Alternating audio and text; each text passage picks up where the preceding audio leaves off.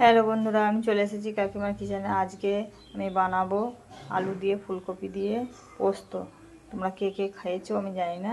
দেখো কিভাবে রান্না করছি, তোমরা এইভাবে বানিয়ে খেয়ে দেখো, নিশ্চয়ই ভালো লাগবে। তার জন্য আমি আলু আর ফুলকপি কেটে ধুয়ে নিয়েছি, আর নিয়ে নিয়েছি পেঁয়াজ আর কাঁচা লঙ্কা। দেখো, এবার কড়াইয়ে তেল দিয়ে দিয়েছি, তেল গরম হয়ে যাচ্ছে। আমি আরও একটু তেল দিয়ে দিলাম। এবার দিয়ে দেব কেটে রাখা আলু আর কপি। এবার ভালোভাবে ভেজে নেব।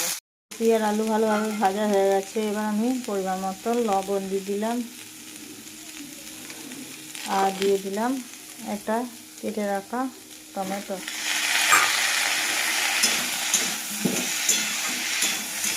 ভালো করে ভেজে জল দিয়ে দেবো। দেখো বন্ধুরা, আলু আর ফুলকপি পুরো আমার সিদ্ধ হয়ে গেছে।